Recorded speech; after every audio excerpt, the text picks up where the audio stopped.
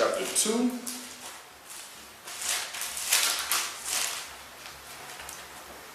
Start at verse 21. Acts chapter 2, verse 21. And it shall come to pass that whosoever and it shall come to pass that whosoever, read, shall call upon the name of the Lord shall be saved. Read that verse again. Acts chapter 2, verse 21.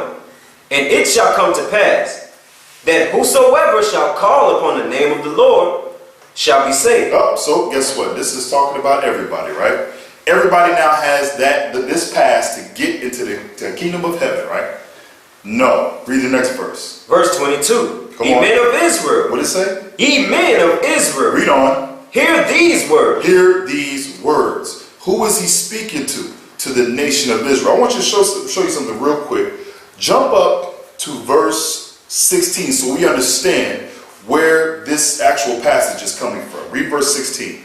Acts chapter 2, verse 16. Come on. But this is that which was spoken by the prophet Joel. We're going to read what Joel said. Read on.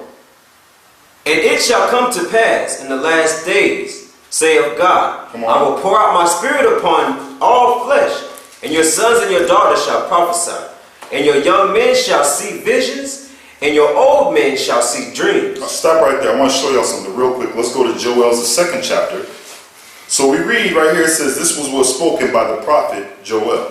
Well, let's go to Joel and see what Joel said. Go to Joel's chapter 2.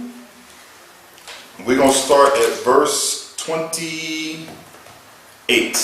We just read in Acts chapter 2, verse 17, it said, And it shall come to pass in the last days, saith God, I will pour out my spirit upon all flesh, and your sons and your daughters shall prophesy, and your young men shall see visions, and your old men shall dream dreams. Let's read that in Joel chapter 2, verse 28. Joel chapter 2, verse 28. Come on. And it shall come to pass afterward, that I will pour out my spirit upon all flesh, and your sons and your daughters shall prophesy, and your old men shall see dreams, shall dream dreams.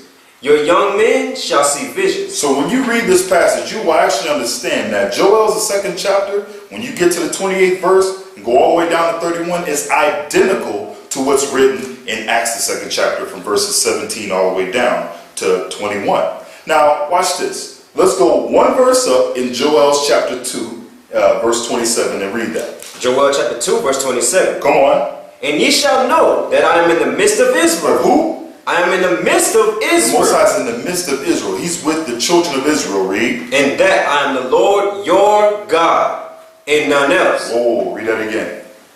And ye shall know that I am in the midst of Israel, and that I am the Lord your God, and none else. Come on. And my people shall never be ashamed. My people shall never be ashamed. The Most High said he is the Lord your God, the children of Israel, and none else. He's not the God of the Ethiopians. He's not the God of the so-called white man. He's not the God of the so-called Chinese. This is what the Most High said. Jump down to verse 32 in Joel chapter 2. Verse 32. And it shall come to pass that whosoever shall call upon the name of the Lord shall be delivered. Okay, so guess what? Now, when we're dealing with this passage in Joel chapter 2, it's obvious who the whosoever is. Nobody asked about other nations. Nobody's mind can go anywhere else but Israel. Read on. For in Mount Zion and in Jerusalem. Where? For in Mount Zion and in Jerusalem. Come on. Shall be delivered. Shall be deliverance. Mount Zion and Jerusalem. Talking about who? Israel. The Bible is redundant. The Bible is redundant. It says the same thing over and over. Whosoever of the children of Israel. You can't equate everybody to that. You can't bring all nations in with that.